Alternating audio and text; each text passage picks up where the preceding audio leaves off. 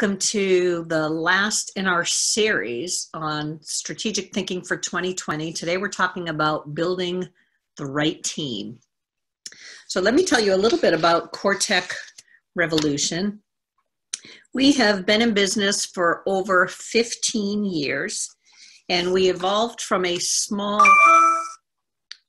website development company into being a national technology and specializing in healthcare technology company.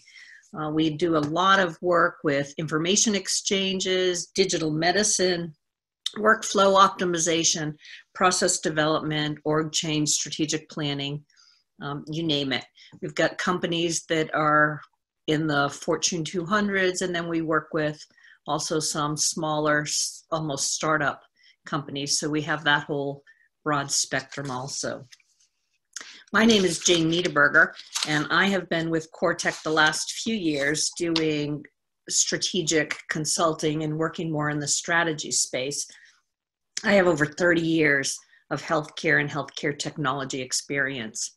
The founder and owner, current CEO of CoreTech is Michelle Burton, and Michelle also has extensive healthcare and healthcare technology experience. Excuse me. Michelle has a lot of experience in project and program management and taking the massively complex work and bringing it down into pieces and able to get it done and lead groups through that, as well as lead groups through strategic planning and organization. Again, she's worked in companies of all sizes and has extensive healthcare background. Michelle's going to be the one that's going to be leading us through our Building Trust webinar today. Nope, building the right team. We're not building trust. We already did that one. Excuse me. So before we begin, we will be recording this webinar, and the recording and the slide deck will be available to you and emailed. Submit your questions anytime. We'll do Q&A at the end, so just put them in the chat session and we will collect them and deal with them at the end of the webinar. Lastly, we will send you a survey asking for feedback on what worked, what didn't work, was the content okay. It's really important to us if you could just take a couple of minutes and fill it out. That's how we can improve what we're doing and what we share with you. And really it's beneficial to us in order to make this a more useful tool for all of you. So let's talk about building the right team. Today we're going to talk about what is a team. We're going to talk about the team, recognizing their strengths, the dynamics, the good, the bad, the ugly. How do you build a right team? How do you put people in the right seats? We all know what it feels like when people aren't in the right places. So how do you make sure that that works for you? So we've talked about aligning goals. We've talked about value. We've talked about trust. And now we're using those tools to move into building the right team. So with that, I'll hand it to you, Michelle. Thanks, Jane. So we're going to start with the basics first. What is a team? So very simply put, a team is a group of individuals who work together to achieve a goal. The key is to uncover the strengths that each employee has. Not everybody is going to have the same strengths. Not everybody is going to respond to the same rewards. So when you're building a team, it's really important to make sure that you're looking at all the components that a team has to offer.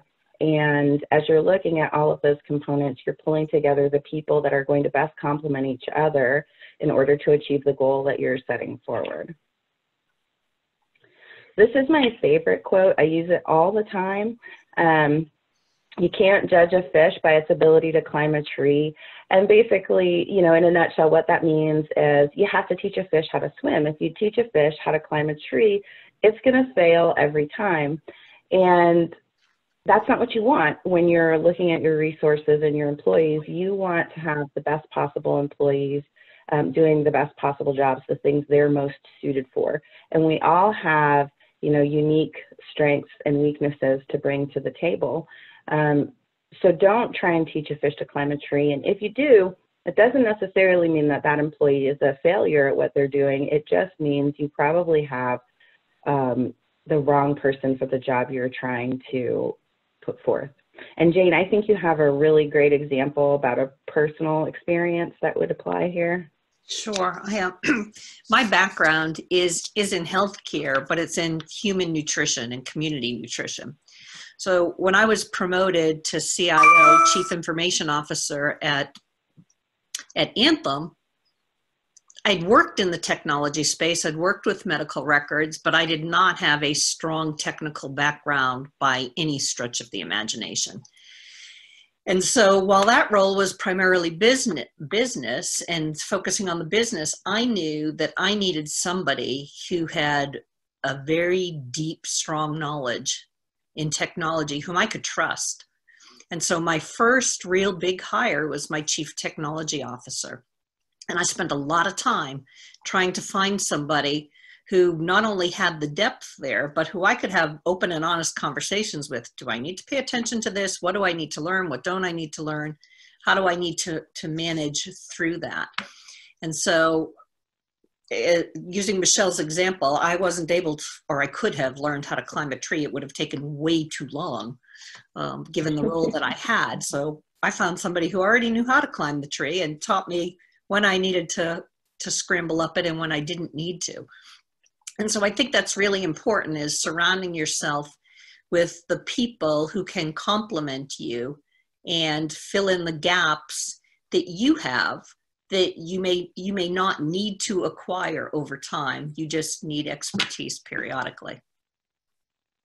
Mm-hmm. Thank you for sharing that, Jane. So team dynamics. You either have a functional team or a dysfunctional team. So first we're going to talk about what a functional team looks like.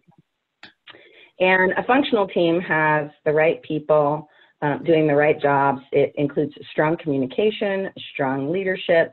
When you have a functional team, everyone contributes, and there's a lot of team camaraderie, and diversity is really important as well. So with regards to strong leadership and having the right people in the right seats, Jane, again, I think you have a really great example that you wanted to share.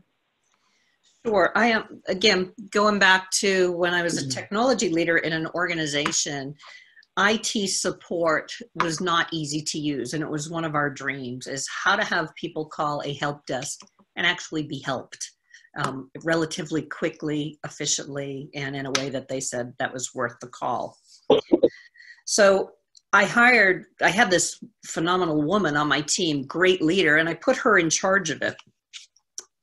And she introduced all kinds of change. She introduced new processes, new behaviors that she expected of her team, how they dealt with calls coming in, that people were not foolish for asking questions, et cetera. She changed that whole dynamic into really being customer focused with deep technical knowledge and streamlining the work. And that was very different from the organization that she inherited. They were hardcore technology people who thought they were smarter than everybody else, didn't think they needed to help anybody else. And, you know, people were basically idiots for not knowing how to do X, Y, and Z. And so as Donna started revolving and changing this organization, she was firing people, she was demoting people, she was making people be retrained in certain skills, juggling the organization around. And everybody, not just her organization, but the whole company, was looking on almost horrified with what the heck is going on. The amount of change was absolutely massive. But not that far in, they started hitting their stride. And they really were serving people better, and they were happier in their job because they were capable of doing their job, and they were feeling fulfilled, and they were learning, and they enjoyed the camaraderie, and et cetera. And so very quickly, they gathered steam and were able to implement a state-of-the-art help desk and support organization to the point where even the senior execs in the company were acknowledging and applauding it.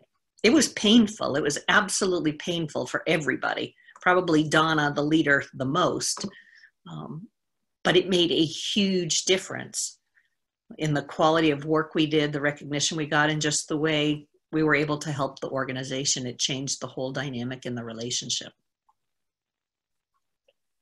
Mm-hmm.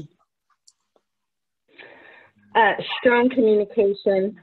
Jane, I think you also have an example for that one as well. Lots of stories in the technology world.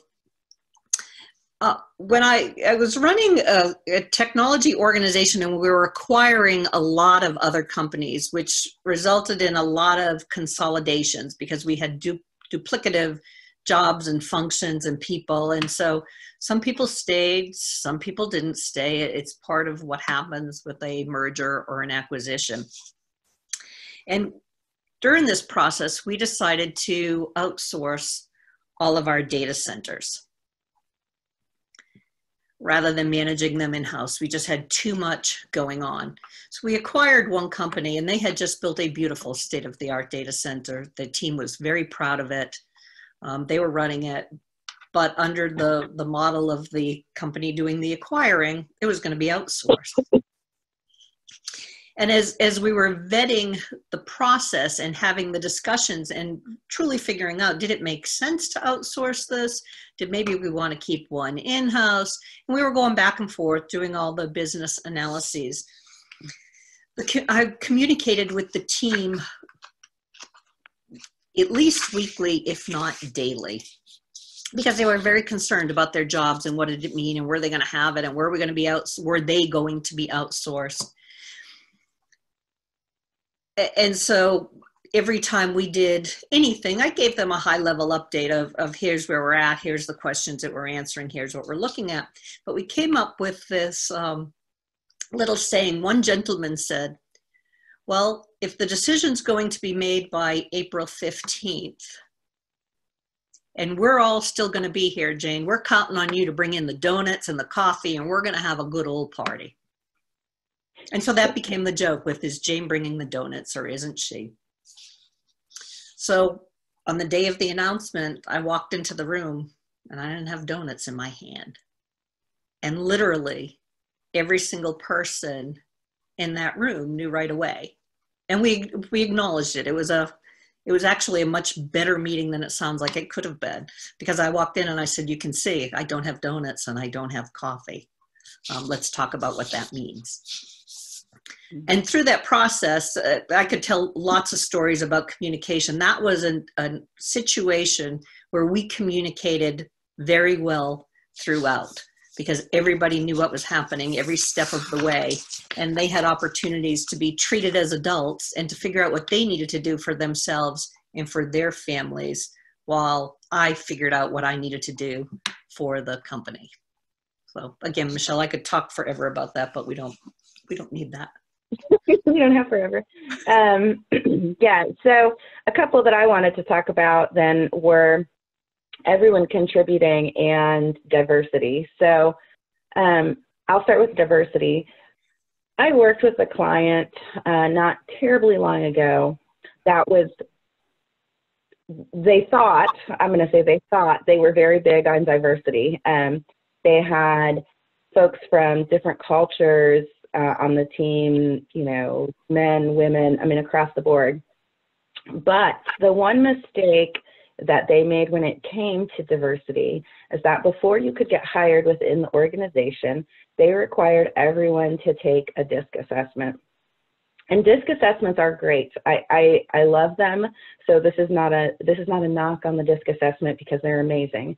However, if you go into an organization and have everyone take a DISC assessment, and you do that with the intent of hiring a certain type of employee, and all of those employees are exactly the same, even if you've created diversity in other ways, like different cultures, you know, men, women, whatever, you lose that diversity of thinking because all of the people you're hiring have the exact same personality, they have the exact same opinions. And so that's the one key thing that I saw happening inside this organization. They were using that DISC assessment instead of doing it to build diversity in a culture, which they thought they were doing. They were actually taking it away. And it had an impact on their team in that they were, everybody had the same opinion. And they hired a lot of people who were very polite and soft-spoken. And so when I went into the organization, I kind of shook things up a little because I can be polite and soft-spoken, but what I am mostly known for is telling the truth in a very direct manner to help people push whatever work it is they have forward. And so I was saying the opposite of what everybody else was saying, because in this particular team, everybody was like, let's all get along, even if that means that what we're all getting along over is not the right answer. So it was kind of eye-opening for them to see that happening, and it was a unique experience. And not long after, you know, I started working with them, they kind of did away with that DISC assessment, and they realized what they had created, and they started to truly bring in different personality types for different roles, creating a much more effective and functional, diverse team. So it was an interesting experience for sure. Everyone contributes. I'm going to use CoreTech as an example for this one. We're a small business, and so there are times when you have to wear many different hats. And that's the great thing about a good team. Inside CoreTech, you know, sometimes we have to wear a marketing hat. Sometimes, you know, the project managers who are going out and meeting with our clients have to wear a sales hat. And they're willing to do that because we have a strong functional team. Everybody cares about the success of the organization. And that's the goal that you're looking for, right? You want everybody on your team, whether it's a team of an entire company or a team of just, you know, one piece of the company.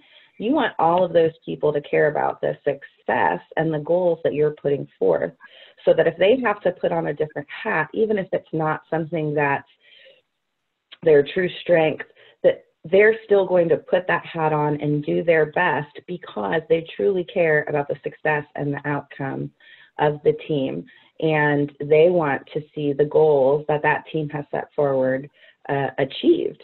And so just making sure you have a group of people who are willing to work together and contribute, even when it's outside of their comfort zone or outside of their specific role, I think that's when you start to get that gel and cohesiveness that really makes a team start to hum. And then that leads into supporting each other, which, Jane, I think you have one last example that you wanted to share with regards to that. I worked for one company, and we were responsible for all satisfaction surveys, patient satisfaction, staff satisfaction, etc.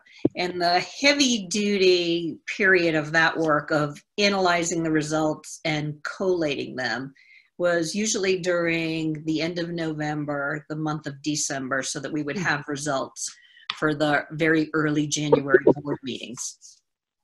And so what that resulted in was having my entire team of people literally working nights and weekends to sort, analyze the data, come up with results. Now, as you know, that's the holiday season for many people. And so there's gift shopping that needs to be done, holiday parties, etc. So as the majority of staff are working massive hours, our admin assistant came to us one time and said, you know, what's the best way that I can help you all? And everybody kind of, you know, thought about it and kept doing what they were doing. Next thing we knew, she was bringing in dinner and bringing in meals and had all the support staff, anybody who couldn't analyze the results and do the hardcore analytics. She had them bringing in food and feeding everybody. And then she went around and said, give me your Christmas lists. I'm going Christmas shopping for you. And I'm not joking. This was the time when Toys R Us was still in business, and she had a big Toys R Us list. And she literally went there, bought the gifts, wrapped them for everybody, so that people would not lose out on the holiday with their family. And so when you talk about camaraderie, this was a huge help to people because that's what they were worrying about when they were doing the analytics. They were trying to be true to the company and do their job and do it well. In the back of their mind, you know, we were all worried about our families. I mean, I had 2 little kids. It's like, you can't forget Christmas. There's Santa Claus, etc. And so she took away a big worry for us so that we could be better focused on our job and truly helped out. So I always love that example because it was not something that came to top of mind for us when she asked how she could help, but she figured it out very quickly, what she and the rest of the support staff could do to be helping us. So I like that example. Yeah, I think that's a great example. It also goes to everyone contributes, right? So,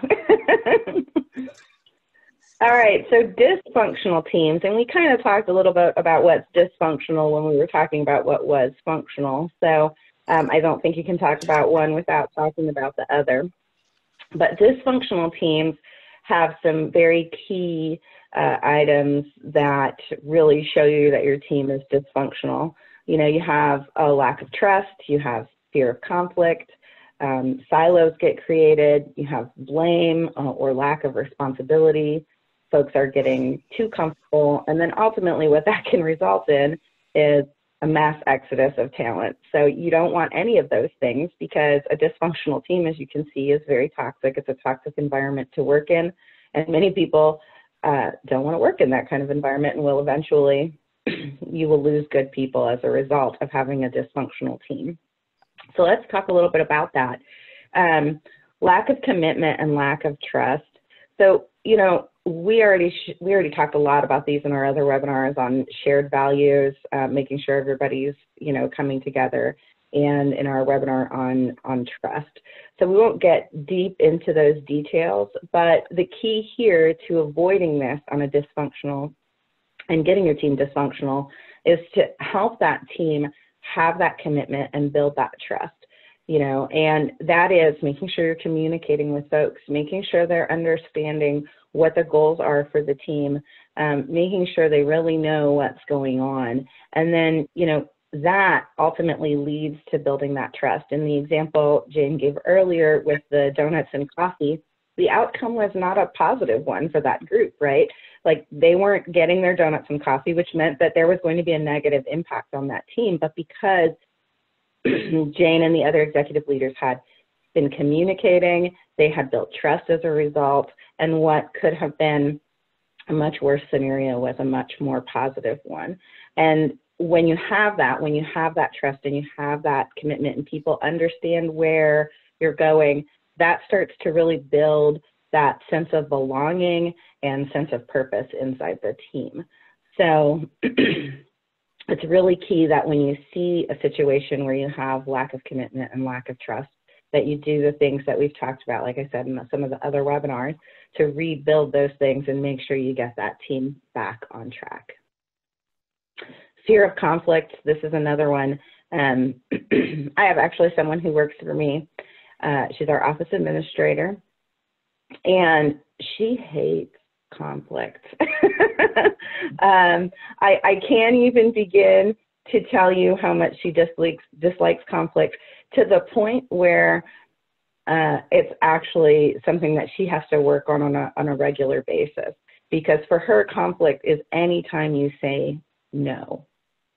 And anytime you say no does not have to be conflict, right? You can say no in a way that's positive and reaffirming and helps people get to the next level without it being an argument or conflicting.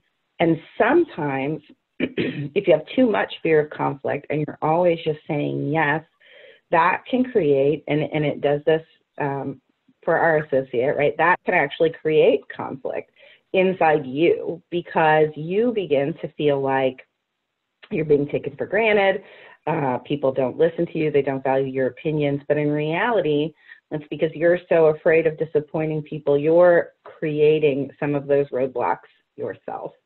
So it's really important that you take away that fear of conflict and you learn how to communicate in a way that is positive, even when the message is a negative one, because it doesn't always have to be scary. Sometimes it can just be fact. Again, going back to Jane's example, I keep stealing your examples, Jane. Okay. You know, with the donuts and coffee, you know, I'm sure, and I don't want to put words in your mouth, Jane, but I'm sure that was a very scary situation. And it could have been handled a lot of different ways that could have gone in a lot of bad directions.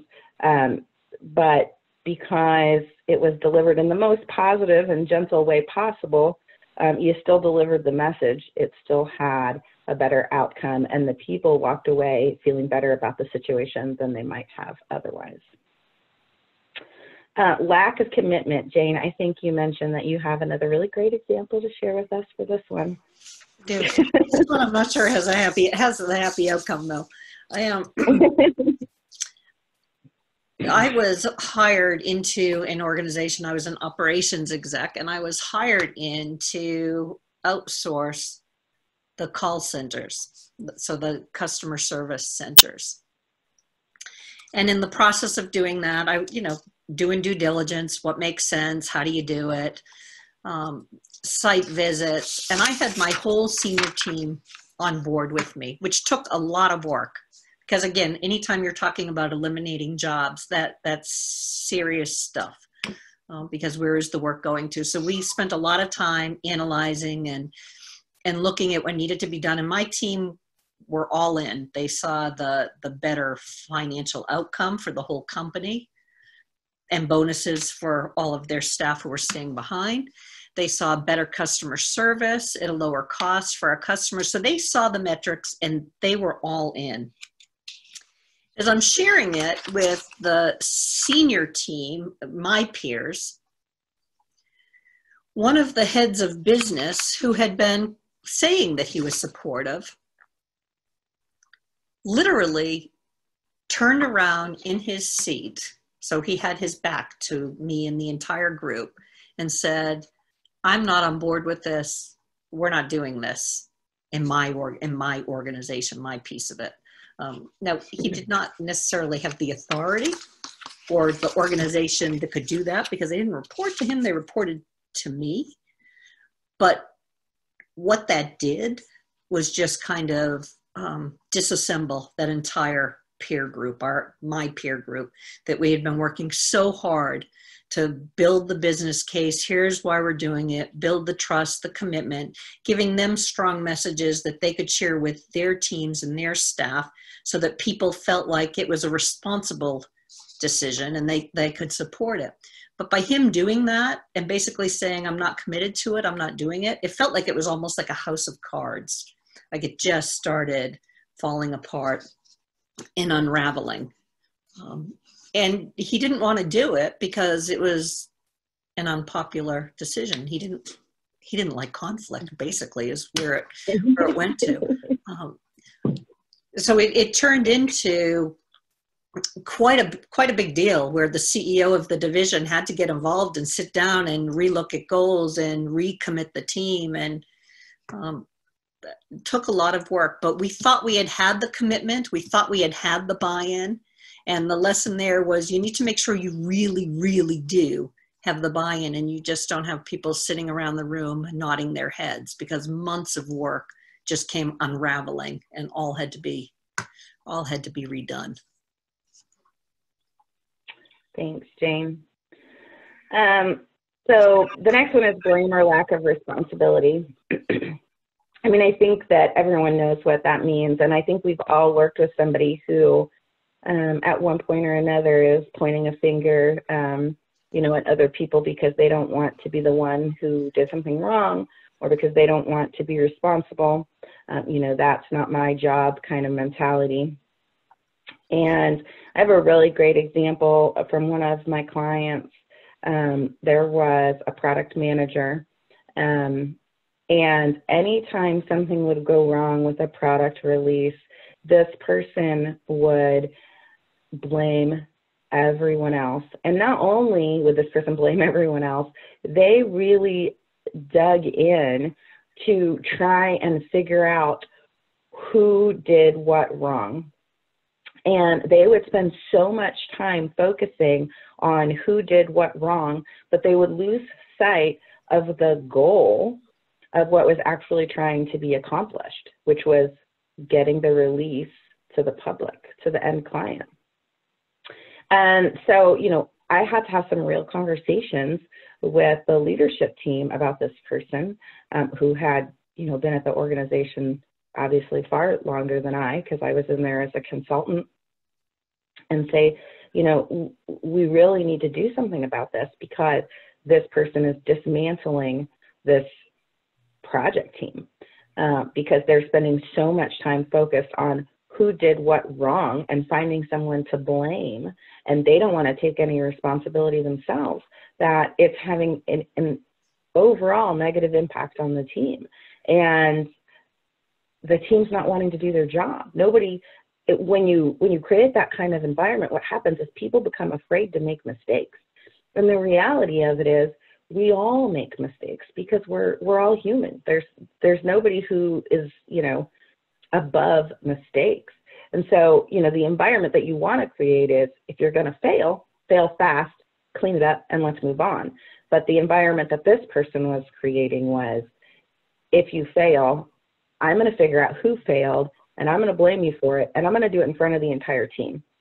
And so it was not good. And so in talking with the leadership, we talked about some ways to correct this and coach this person on how to be more team focused and be more results focused. Let's focus on getting the product to market, to getting these changes to market, and let's be less focused on who did what wrong. And later, if the mistake was big enough, we do our lessons learned as part of the project, and we'll dig in then to what caused the problem and how to avoid it in the future, but not in such a way where we're pinpointing one particular person and making them feel like, the entire project was on their shoulders. And so you have to learn how to give feedback to that person who was creating this issue within the team, create goals for that person so they knew what they were trying to correct.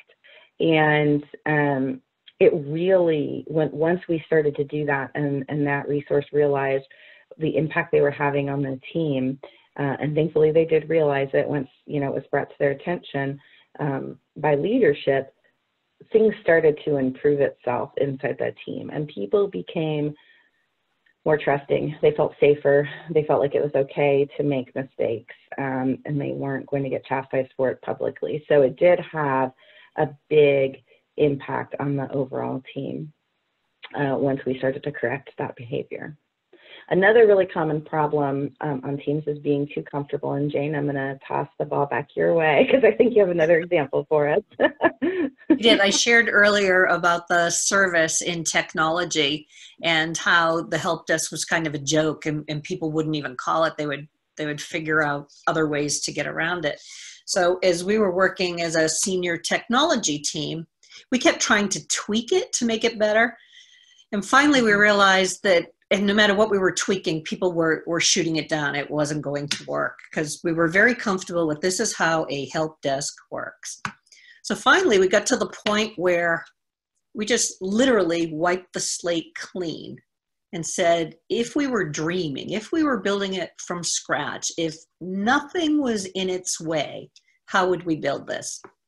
And as you can imagine, people have a hard time with that. Well, we have all these desktops, and we have this and we have that. And we had to work very hard to say, you can't shoot down any idea at all until we get it on the table. And if you can't look at somebody without rolling your eyes at their thought, don't look at them. Close your eyes. It all sounds pretty silly, but we've all been in groups before where you have an idea, but you don't want to say it because Michelle is just going to look at you like, oh, really? Do we have to do this again?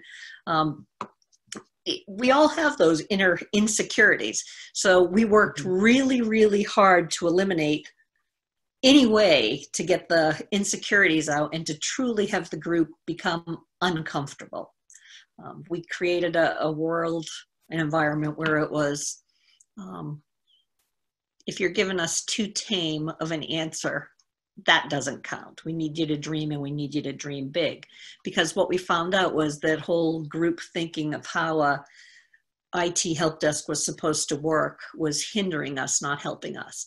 And when we got uncomfortable and then started playing with bigger ideas, we went away from let's get rid of the help desk to truly reinventing it and creating a state-of-the-art way to what we called Access IT. It wasn't a help desk. It was if you needed a tutorial or something, if you had a new employee, if your upgrade wasn't working, if you were on the road and you lost your computer, it was everything. It was truly how to access IT, and we just made it very easy and comfortable for the organization. So oversimplifying it, but go ahead, Michelle. Yeah. So then silos. I worked for an organization one time. This was a long time ago before I created CoreTech, that had done so many mergers and acquisitions over the years that they had actually, as a result, created silos. And each individual group within the organization was like its own company, because at one point it probably had been its own company. And it was really impossible to get anything accomplished, especially if you were having a problem within the organization and you had to go to another team for help, because we didn't all work as one team within the organization. And you would have to follow a completely different escalation process. You would have to talk to a different set of leadership. That leadership reported up to a completely different chain. They had multiple CIOs. I mean, it was really very difficult to accomplish anything for the end customer. And in this particular example, the end customers were other organizations outside of this particular organization. And I mean, this is not a problem that I was able to personally solve, but what I did take from this experience was an understanding of how important it is to not have silos within an organization when you can avoid them. And so I've worked with other clients along the way who have started to create those silos and worked with them to break down those barriers and really learn how to help people work together. And if you have two teams, you know, we worked most recently with a client that had two teams that had conflict, and they were really just butting heads.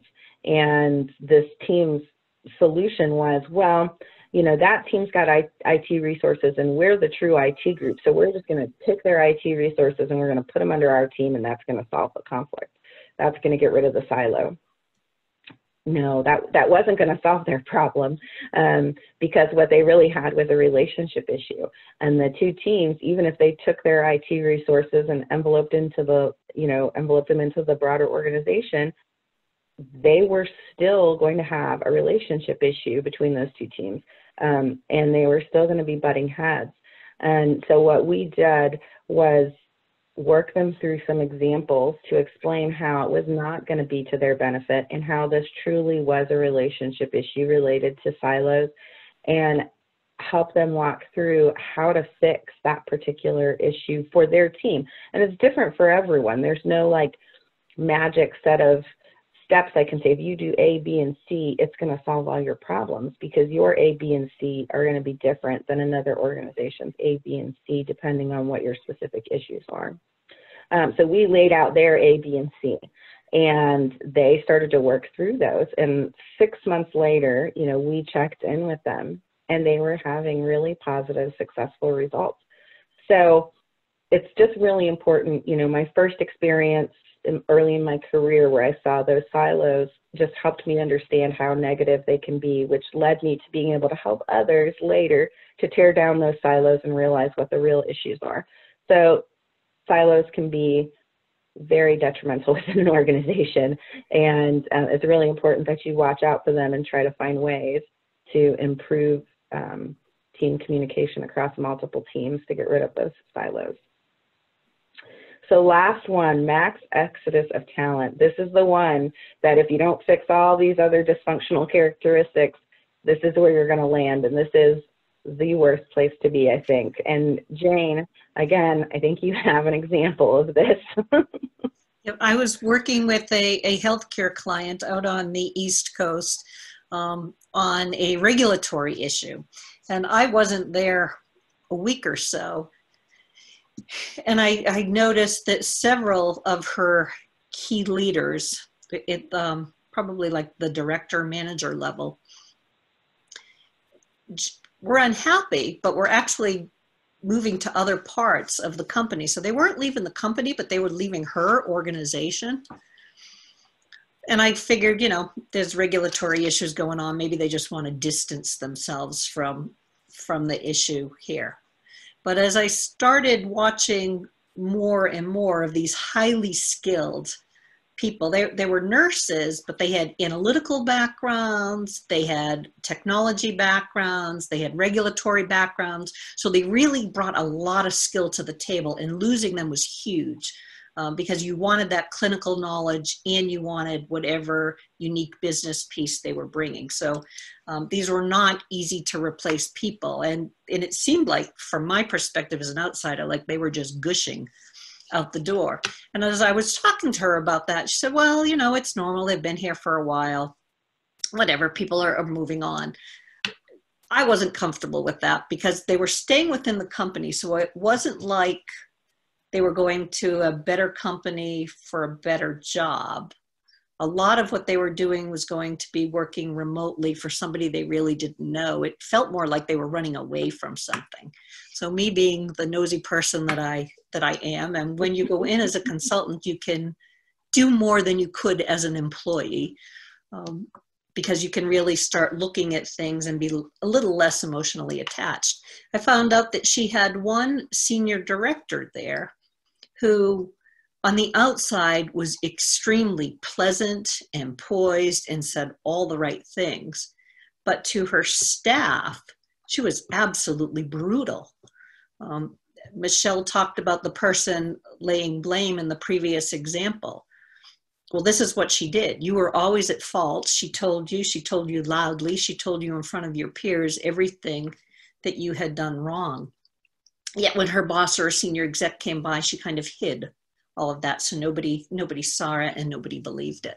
And so when I ended up sharing this with the CEO of that part of the organization, at first she didn't believe me. And she and I had a long history. So that was an interesting conversation right there with, you need to pay attention over here. It's not what you see. So she tried to coach her, tried to nibble around the edges. People were still leaving. And finally I said, why don't you go talk to the people who are leaving? Do exit interviews with them. Ask them, why don't they want to work here anymore? What's going on? And she came back and said, you're right. You know, Miri is a problem and I'll deal with it. And probably within 48 hours, Miri was no longer with the company. I've never seen anybody deal with anything so quickly, but she had been talking to her. So, and then all of a sudden people wanted to come back. They wanted to come back to their old jobs. They wanted to contribute. And so I think it's really important that if you see talent leaving, you need to dig. It may not be what it seems to be. It's easy to make excuses for it, but it's important to dig down and figure out where are the dysfunctions and how do you fix them? Because reacquiring that talent or that team to function properly takes a whole lot more work than figuring out where the problem is and fixing it. All right, thanks, Jane. So the next part we're going to explore is really just, are you part of the problem or are you part of the solution? And we're going to talk about what it looks like to build the right team and whether or not you're being your own roadblock. So, you know, some examples of that are like the one I previously gave around the client who was throwing people, you know, other people under the bus, or like the example Jane gave where, you know, the executive was kind of yelling at people publicly. Another really great example of this that you would want to consider is, are you hanging on to employees you like just because you like them? Are you trying to teach a fish to climb a tree example, you know, because it's great if you like an employee, and it's great if you think they have all these great, fantastic character traits, but you don't necessarily want to keep them in a role that they don't belong in, because you're hurting yourself, you're hurting your team, and quite honestly, you're hurting that employee as well. And And so before we get into how do you tear down those roadblocks and what are the steps you take to make sure you're not doing some of those things, Jane, I think you had an example of a situation where that happened. I feel like you have all the examples today, Jane. Because I'm part of the problem. I'm not part of the solution in this one. When I first joined a company, I had relocated to a different part of the country. So it was a new company, it was new people, new environment. And there was one gentleman who was on my team. His name was Rob. And from the very beginning, he just helped me with everything at work. We were charged with dissolving a project team that had been seen as an elite project team. They'd been around for a couple of years, had delivered nothing. So our job was to dissolve them, build the right team, and deliver. And this gentleman, Rob, helped me throughout the whole way. He sacrificed time with his wife and kids. He put in the long hours with me. He made the hard decisions about firing people. So he did a lot of that at the time. So I was truly indebted to him. Fast forward 5 or 6 years later, I'm now in a completely different role, a more senior role. And he really hasn't moved on a whole lot. And I get wind that one of my VPs wants to let him go because he's not performing. And I about had a cow. It was like, no, you can't. He's protected, which they had all kind of heard of, but that was probably the first time I said it. Like, you can't do anything to him. You need to take care of him. He took care of me. And it was a pretty ugly conversation because I had hired strong people who weren't putting up with that, I need that slot. I need that work. He's not toeing the line. Here's what needs to be done. And thankfully, I had one of my senior execs come in and say to me, I understand what he did for you. I understand that you're indebted to him. I will find a proper role for him. It's not this one. It's not the one he's doing. Let me take care of it. I'll work it out with him. And he may work himself out of the company, and you need to be okay with that. So I signed up for that, but that was where I was part of the problem. I was not part of the solution. I was going to protect him at all costs, and that wasn't good for the company. It wasn't good for my team, and it probably wasn't good for Rob. He did end up leaving the company, and he was probably much happier. So, yeah, Michelle, I can be the scapegoat today.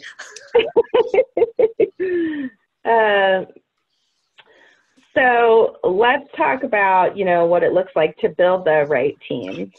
So the first thing you have to do is you have to have a leadership profile and an employee profile. And the reason that you have to have both of these is because you need to first know, who you want to hire. And then you need to know how you're going to track whether or not that person's part of the right team. And if they're performing the way that you want them to. So when you're looking at your leadership profile, some of the key things that you want to make sure you have are metrics. What are you trying to achieve? What are the results that you're looking for? And when do you expect to start seeing those results? You want to clarify and prioritize your strategies. So how are you going to achieve those goals? So you have the metrics that you want to achieve. So now how are you going to get to those metrics? What are the steps that you're going to take? And then another key area, and this is one where I think a lot of executives really fall down, is identifying the leadership team weaknesses. So what are the weaknesses that you have inside your leadership team? Are you going to protect an employee that you really like? Sorry, Jane. And making sure that you put plans in place to correct those things and figure out how you're going to manage yourself and the other leaders within your team so that you can have the best possible outcome for your team and for your organization. And the outcome of that is a leadership plan. So you're going to create a plan. You're going to make sure you organize all of these things we just talked to inside of that plan. And then this is the key. You have to stick to the plan. If you create a plan and you have a plan and you've written it down, and then the first time something comes along that throws you outside of your plan, you scrap the whole thing and you take a different path, well, nobody's going to follow you, right? I mean, that goes back to our previous webinar. You have to walk the talk. So make sure you're following the plan. And it can be hard. You know, some of the examples we've given today, where, you know, people had to be let go, organizations got restructured. It can be hard to follow the plan. But if you want to have a successful outcome and a successful team, you have to follow the plan. Then on the employee profile side, right, you have to have a needs assessment. So what is it that you need from your team? What do you need this team to accomplish? Whether the team is your organization as a whole, because you work for a smaller organization, or if it's an individual team inside that organization, or even if it's both. What do we need as a whole organization, and then what do we need the teams to do inside the organization to accomplish that? You have to understand what that is. What are the needs you have of your teams? And then inside those teams, you need to understand the roles that you want people to perform. So the key thing is here, do you have job descriptions? You know, I worked with a client probably about a year ago that hired someone. So they created a job description, they brought a person in, and within 6 months of bringing that person in, they fired her. And, you know, you had to ask them, what happened? You know, why did you fire this person? And as it turned out, that job that they hired her for, the job description they wrote, it wasn't what they needed at all, because they didn't do their needs assessment and they didn't make sure that they understood the role and wrote the proper job description. And so they hired, you know, the wrong person. They were trying to teach a fish to climb a tree. And so it ended up being very painful for the organization, because they set themselves back like, you know, 6 months or longer.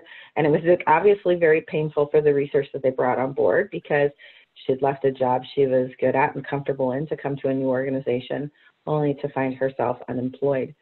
So make sure you understand the needs of your organization. Make sure you understand the role that you're hiring for. And don't be afraid to make the difficult decisions. And what I mean by that is reorganizing, moving people to different jobs, like Jane's example of the protected resource. You know, he was moved to a different role within the organization. Or the example that Jane gave around the reorganization that was done and how painful that was. Assess your team. Check to see that the people that you have doing the jobs you need to have done have the skills to do those jobs, and don't be afraid to make the difficult decisions to move things around, or bring in new people, or let people go. I know it feels yucky, but if it's done right, it's better for everyone involved. The people who you're trying to teach to climb a tree when you should be teaching them to swim, they're going to find themselves excelling in another role somewhere else, and they're going to find themselves frustrated if you keep teaching them to climb a tree. So don't be afraid to make those difficult decisions. And fit into the team dynamics. You know, make sure that the person that you're bringing in, or the people that you're bringing in, or the people that you already have on the team, the leadership, everyone in general fits into the team dynamics. Don't make the mistake of doing a DISC assessment and hiring everybody with the same personality. That will fit into the team dynamics, but not in the way that you want it to, you know. So make sure that you're bringing somebody in who's going to fit into your culture, fit in with your other team members, but also brings in that diversity that you're looking for. So fitting into the team dynamics is key. And if you follow these steps, you're going to find that you're going to have a much better, much more functional team that you've built. And then you just have to follow all the other steps, all the other things we talked about to make sure that team remains functional and productive. And that's really ultimately what you want. Jane? Okay, so we talked a lot today. We're coming up on an hour of telling you about building the right teams and what is a team, how do the dynamics work, how don't they work, and hopefully you have seen the difference between a functional team, a dysfunctional team, and understand the difference. Understand building the right team, having the right people in the right seats, and that sometimes those are not easy decisions, but actually some tough choices that you as a leader need to make.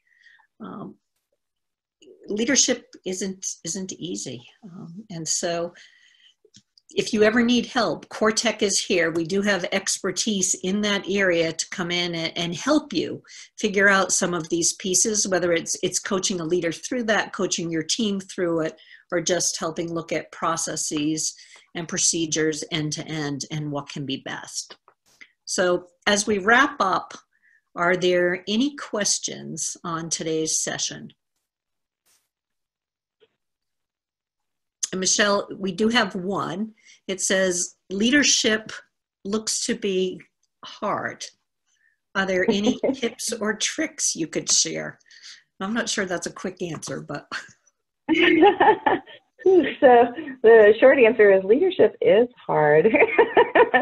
And I don't know that there's, specific, like I said, A, B, and C. If you do A, B, and C, you're going to be successful because A, B, and C looks different for every organization. What I would say is listen, pay attention to your team.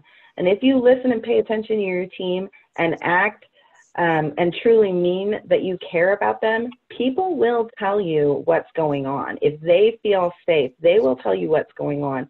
And if you listen to them, you can have the power to make effective change inside your organization. You can have the power to really create an amazing group of people who will work together great. But communication, and that's two-way communication, listening and responding, I think is the key to that. Okay, thank you. Yeah. This is the last webinar in our 4-part series on, we talked about aligning goals, values, we talked about building trust, and then building the right team. So be on the lookout, not only for our survey for feedback feedback on how we can improve, but on another series of webinars that we may do. And we may start partnering with others out there who can introduce more tools and tips and share more information with you. In the meantime, don't forget that Michelle and I are here and available. You have our contact information if CoreTech can help you in any other ways. And there are assessments and tools out there that either we can help you with or some of our colleagues can. So thank you so much for your time today. We appreciate it. Thanks, Michelle. Yeah. Thanks so much. Have a great day, everyone.